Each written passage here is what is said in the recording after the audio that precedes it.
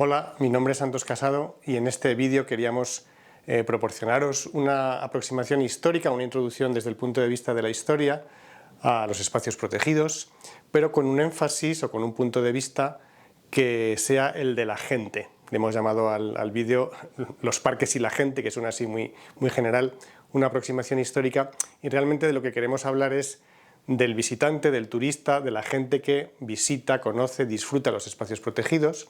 En otro momento podríamos hablar de otra gente, de los trabajadores de los espacios protegidos o de los pobladores locales en el espacio o en el entorno o de los propietarios. Bueno, hoy nos tocan los visitantes y los turistas, no vamos a hacer distinciones entre ambos conceptos, no toca ahora, sino simplemente hasta qué punto esa gente que se acerca, que visita, que disfruta de los espacios protegidos está relacionada con su historia, con su origen y con su desarrollo histórico. Y la idea fundamental de la que vamos a partir o en la que queremos insistir es que una función esencial, central, sustancial de las áreas protegidas es proporcionar a la gente, a las personas, lugares para el disfrute, para el bienestar, que queda un poco encapsulada en esta fotografía del Parque Natural del Delta del Ebro, donde queremos representar esa idea de lugares para el disfrute, para el bienestar de las personas, frente a otra idea que podría ser quizá la primera que surgiese en la mente, sobre todo de personas no tan próximas a estos temas, de que los espacios protegidos tienen como fin primordial pues un poco vigilar, controlar, que la fauna, la flora, los ecosistemas estén en buen estado, que no se vean perturbados, que no se vean degradados, como también sugiere esta otra fotografía del mismo Parque Natural del Delta del Ebro, siendo esto también verdad porque obviamente el fundamento de todo lo que vamos a comentar es que ambas funciones, el disfrute de la gente y la conservación de la naturaleza, son no solo compatibles, sino mutuamente necesarias. Se apoyan mutuamente, se refuerzan mutuamente, hay una sinergia positiva entre ambas. Debemos conservar las especies, estas especies emblemáticas que en algunos casos tanto nos atraen, precisamente para que podamos disfrutar de estos parajes y del contacto con esa naturaleza, y al mismo tiempo ese disfrute va a ser uno de los argumentos, uno de los apoyos para cimentar la conservación de estos lugares, dotarles de presupuesto, de recursos, de normas jurídicas, etcétera, etcétera. Para abordar esta cuestión de una manera muy sencilla y muy breve, como digo, nos vamos a retrotraer en la historia, vamos a preguntarnos por el origen de los espacios protegidos para ver qué papel tuvo o dejó de tener esta función del disfrute de la gente, y lo que nos encontramos, si vamos al caso, digamos, prototípico, a Yellowstone, el Parque Nacional de Yellowstone, 1872, en Estados Unidos, que consideramos habitualmente el primer parque nacional de la historia, pues lo que nos encontramos es que esta idea de que los parques son para el disfrute de la gente está presente desde el mismo origen, desde el minuto cero, por así decir, ¿no? Entonces podemos ir a la ley concretamente dedicada a la creación de este primer espacio protegido, aprobada por la Cámara de Representantes y el Senado de los Estados Unidos en 1872, y en el objetivo, en el para qué, nos encontramos con esta frase: se reserva este espacio natural privilegiado, procurando que no se degrade, que no se transforme, que no se estropee, for the benefit and enjoyment of the people, ¿no? Para el beneficio y el disfrute de la gente. Es un lugar que nos parece tan estupendo, tan maravilloso, que queremos preservarlo para que la gente lo pueda disfrutar, y esta idea, por tanto, aparece en el origen mismo, y comprobamos que además se lleva a la práctica, o se intenta llevar a la práctica, que desde aquellos primeros espacios pioneros en Yellowstone, en Yosemite, en Estados Unidos y luego en otros muchos países del mundo, esta idea de que la gente los pueda visitar y pueda disfrutar de ellos está muy presente, y por tanto, de algún modo, la idea de que hace falta una actividad turística que lleve a la gente hasta estos lugares, especialmente en aquella etapa pionera donde eran parques pues remotos, lejanos de los centros urbanos, y había que pensar en cómo la gente realmente va a llegar para luego disfrutar, lo cual plantea pues toda una serie de cuestiones en las que ahora no vamos a entrar, pero que es fácil de entender que tienen que ver con el desarrollo del turismo en las áreas protegidas o en torno a las áreas protegidas. Este disfrute, por tanto, se lleva a cabo, se lleva a la práctica desde el primer momento, y en el caso español, por poner una comparativa con un caso que nos es más próximo, que podemos conocer, la fecha de arranque sería 1918, con la creación del Parque Nacional de Covadonga. Vemos en esta imagen la ceremonia inaugural de este primer Parque Nacional español, hoy es el Parque de los Picos de Europa. Y nos preguntamos de nuevo por el origen, por la causa, ¿no? Por la motivación, y nos encontramos con este personaje, con Pedro Pidal, que es un poco el creador de los parques nacionales en España, en Covadonga y en Ordesa. Vemos este aspecto que tiene de turista, porque es un poco lo que esta imagen nos trasluce. Quizá la escopeta o el rifle es lo que desentona un poco, porque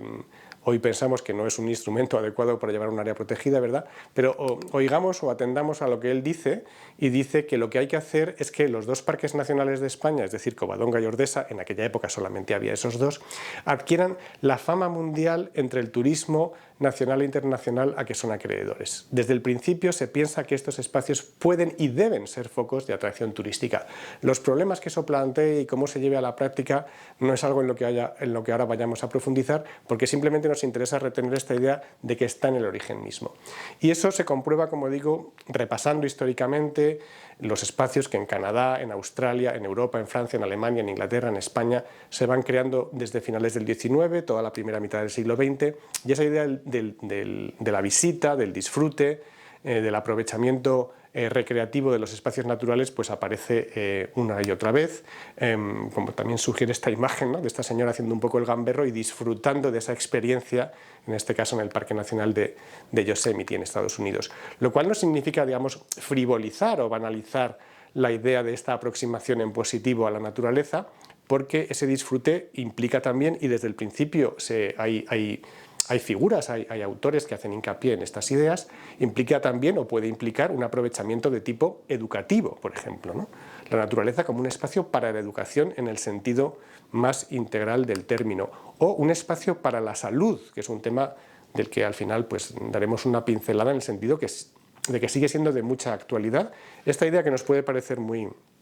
moderna, muy reciente, muy de última hora, está inscrita desde el principio en los planteamientos que llevan a la protección de estas áreas, ¿no? El poder llevar a las personas a la naturaleza, ejercicio al aire libre, salud física y salud también mental, forman parte del ideario original de las áreas protegidas y de su desarrollo posterior. Y en ese desarrollo, evidentemente, para llevar estas ideas a la práctica, entran en juego los aspectos, por así decir, técnicos o prácticos de cómo implementar, mediante infraestructuras, mediante equipamientos, mediante servicios, el acceso de las personas. Por tanto, funciones de carácter turístico que pueden tener una doble cara, ¿no? La positiva, por supuesto, es la de facilitar ese disfrute, y la negativa puede ser, dependiendo de los casos, e históricamente así se comprueba, pues a veces una cierta artificialización de los espacios naturales como para ponerlos al servicio de lo que el turista espera de esa naturaleza, una naturaleza un poco teatralizada, un poco parque temático, y también el propio impacto de las infraestructuras turísticas, ¿no? En esta imagen de un pedazo de hotel en un parque nacional de Canadá, en Banff, que es de los años 20, vemos que hay un cierto impulso natural de cualquier sector económico a crecer, a desarrollarse, a veces de formas un poco incompatibles con los objetivos de conservación que están en el origen también de estas áreas, ¿no? Grandes hoteles, grandes infraestructuras, carreteras que penetran hasta el interior de estas áreas pueden ser aspectos negativos o aspectos distorsionados derivados de este impulso que estamos comentando. Por otro lado, también es cierto que a mitad del siglo XX, después de esta etapa más pionera, inicial, de creación de las primeras áreas, de expansión por el mundo, a mitad del siglo XX, después de la Segunda Guerra Mundial, el énfasis gira un poco, y muchas de las nuevas áreas y muchos de los nuevos planteamientos y muchos de los nuevos, por así decir, gestores de las áreas protegidas ponen más énfasis en la conservación, sobre todo en la conservación de las especies, y particularmente de las especies amenazadas de extinción, ¿no? Lo podemos ver en las Islas Galápagos, o lo podemos ver en el caso español, ¿no? con espacios como Doñana o como Daimiel, cuyo énfasis fundamental es biológico, científico, de protección de las especies, lo cual puede llevar a la idea de que es conveniente que la gente no pase, no entre, ¿no? Y llegar incluso a la perversión esta, ¿no?, de parque nacional no pasar, cuando realmente habíamos planteado desde el principio que es parque nacional pasen y vean, por decirlo de alguna manera. Entonces, este cambio de énfasis que se produce en los años 50, 60, 70, ha sido luego corregido por un movimiento un poco de compensación que abriría la etapa en la que yo creo que estamos todavía actualmente, más equilibrada, más integrada, y que podemos ver reflejada, por ejemplo, en los lemas de los congresos mundiales de parques que se han celebrado en las últimas décadas, ¿no?, donde vemos que se recupera este énfasis en lo social y que se trata de equilibrar y ampliar el foco, ¿no? El Congreso de Bali en 1982, que habla de el desarrollo social y económico, ¿por qué no?, propiciado también por las áreas protegidas. Caracas Parks for Life, bueno, este es un poco general. En Durban 2003, Benefits Beyond Boundaries, es decir, las áreas protegidas tienen que servir a objetivos sociales más amplios, no quedarse en la mera protección del territorio al que se refieren. Y por último, en 2014 en Sydney, este Parks People, que aunque sea de una manera muy simplona, yo creo que recoge lo que estamos intentando plantear. Parques y gente. Tenemos que plantear las áreas protegidas desde el punto de vista de los beneficios que nos reportan a las personas y, por supuesto, parques y gente son parte de un binomio positivo, de un binomio constructivo, de un win-win, que es el que nos da el paradigma en el que yo creo que seguimos trabajando a día de hoy. Por tanto, los espacios naturales plantean una encrucijada, o si queréis mejor, un solapamiento entre la naturaleza, por decirlo de una manera muy simplona, y la gente, por decirlo de una manera también muy simplona. En ese solapamiento, en ese cruce, debemos encontrar el área de mutuo beneficio en el que se desarrolle la gestión de las áreas protegidas, y esa es la filosofía que han seguido algunos de los programas internacionales más exitosos e influyentes de las últimas décadas. Por ejemplo, el programa MAP de la UNESCO, que ya su propia denominación nos lo está diciendo, ¿no? Man and Biosphere, el ser humano y la biosfera, con esta red mundial de reservas de la biosfera que se plantean desde esa misma filosofía y que particularmente en España ha tenido una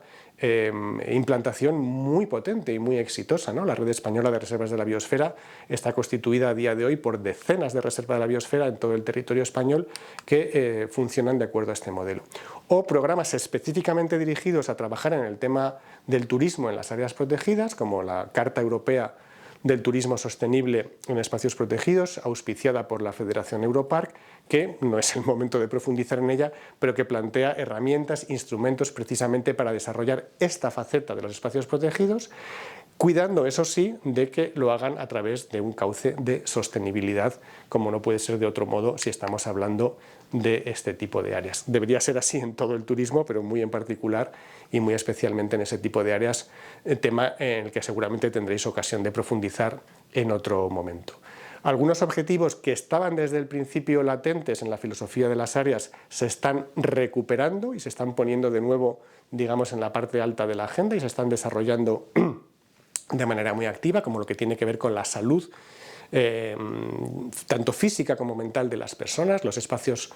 protegidos como espacios de salud, espacios para la salud, espacios para ese disfrute, y vuelvo un poco a la idea inicial de la que partía, que está en el origen mismo y que vuelve a darnos la inspiración, la filosofía, el marco para guiar nuestros pasos en la gestión de este tipo de áreas. Así que esperando que estas pinceladas, porque solo han sido unas pinceladas de carácter histórico, puedan ser de utilidad para encarar, para enfocar todo lo que tiene que ver con el uso público, el turismo, la gestión de las personas, de la gente en relación con las áreas protegidas, pues despedimos este breve vídeo hasta una próxima ocasión. Muchas gracias.